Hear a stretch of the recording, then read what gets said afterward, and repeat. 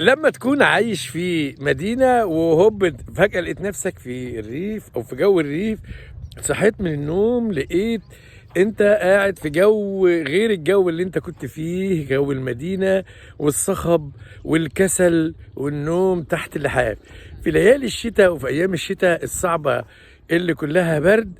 لما تلاقي نفسك عايش في ريف هوب هتلاقي نفسك قمت لا كسل ولا نوم. هوريكم النهاردة يوميات او يوميات مقيم في الريف. انت لو مقيم في الريف وصحيت من النوم هتعمل ايه؟ اول حاجة هتنزل على طول على اقرب غيط تتمشى وتشوف الدنيا عاملة ازاي. هنصاحبكم وهنسحبكم معانا في رحلة داخل غيط الفلاحين، وهنبص نلاقي فيه ناس بتشتغل في الغيطان وصاحيين من بدري، لا برد هممهم ولا جو ولا شتاء ولا اي حاجة. هنتعرف عليهم ونقول لكم ازاي الناس ديت عايشة داخل ريف مصر.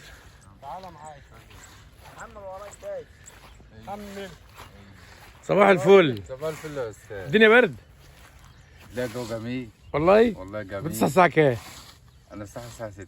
6؟ اه ما شاء الله. صليت الفجر وما نمتش يعني. حاج سمير. يا معلم. يا مرحبا. يا مرحبا يا حاج. اخبارك؟ والله الحمد لله. الدنيا عاملة ايه؟ والله الحمد لله. الدنيا عاملة ايه؟ الدنيا في الغلة. الجو برد ولا حلو؟ لا والله الجو حلو. حلو؟ حلو قوي بس آه. ما عدناش قادرين نجري من المساريف. يلا الله يعين. مش عارفين نجري من المساريف. انت بتعمل ايه كده بقى؟ بنحش لله عشان نجيب العيال تاكل. واخبارك؟ والله الحمد لله. حاسس بالبرد؟ ايوه امال ايه؟ كده ولا النوم؟ لا اللي احنا بنجري علشان نجيب العيال. كده ولا النوم؟ لا النوم حلو. لا يا اخي. النوم حلو. حد يكره النوم؟ نفس الواحد يتمنى لو ينام له ساعة. بس احنا بقى عايزين ناكل العيال. عندنا 8 عيال هناكلهم منين؟ ايه رايك في الراجل ده؟ الراجل ده كلامه كده. هو خايف من ايه؟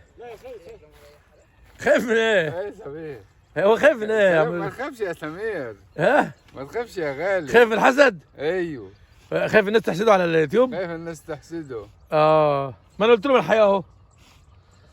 بدرب ابنه ازاي يشتغل استاذ محمد سيد. وازاي يعمل يحش. ها؟ هتعرف تحش يا حسن؟ وريني كده، سيبه كده يا سمير يشتغل. تعال هناك صور. سيبه كده يشتغل كده. خد يا حاج. وريني كده يا حسن. تعال صور خد يا حاج.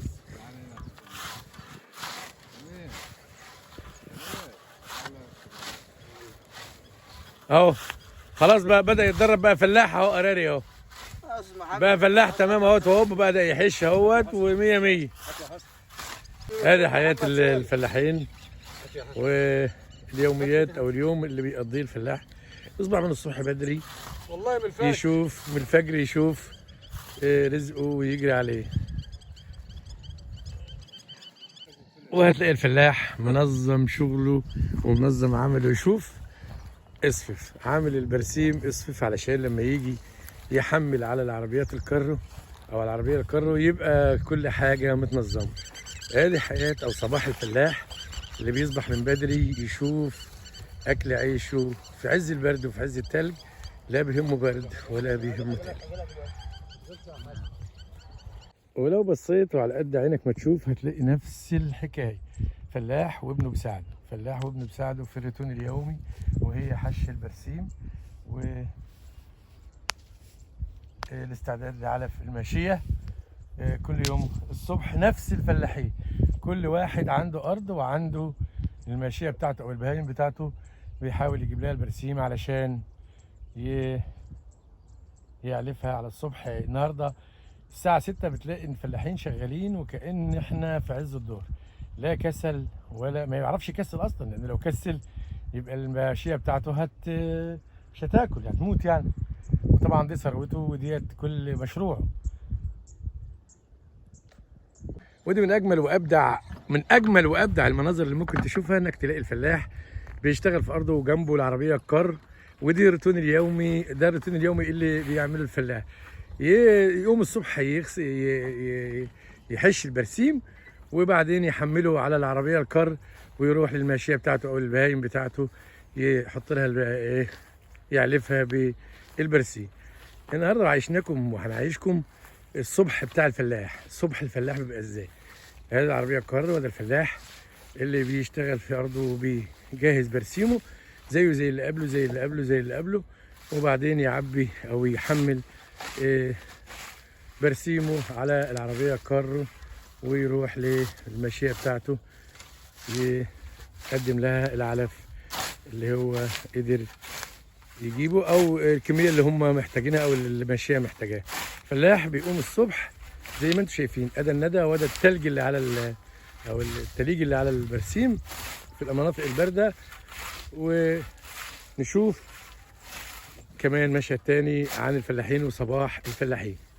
يرتاح شويه الفلاح، يقعدوا بقى مع بعض على جسر الغيط يتناقشوا في الزرع وازاي وازاي وازاي. والله انت عارف كده مكتله احمد ما جاش.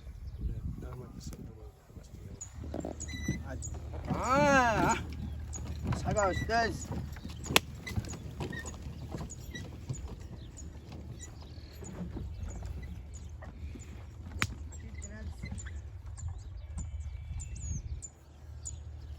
بعض الاشغال اللي الفلاح بيقوم بها بعد ما يخلص الماشيه. ادي بقى يرجع لغيط تاني. ادي بعض الاشغال اللي بيقوم بيها الفلاح بعد ما يخلص بقى روتينه اليوم او الصباح. صباح الفل. صباح الفل يا حاج.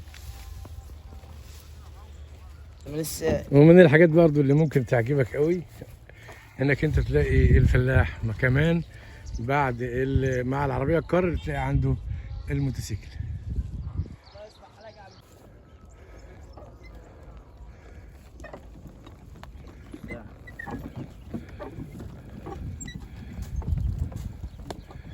اعلمك حش السفر.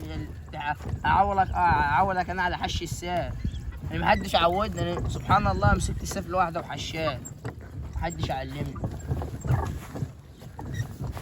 هذا الموتوسيكل مستني لما العربيه الكار تعدي من على الطريق علشان الطريق زحمه. ده برضه تايم واخد موتور الرش علشان يقوم بعمل يوم تاني.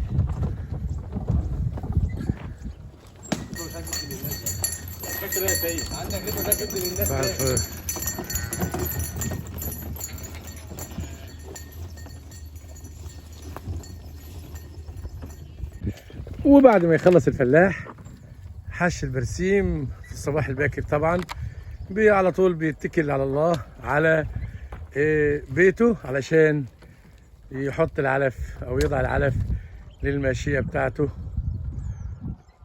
ويتم علفها. وبعد كده يرجع تاني على الغيط يشوف اشغاله اللي هي خدمه الارض بقى والزراعه وي. لكن هو اول حاجه بيعملها زي ما قلنا علف الماشيه او البهايم.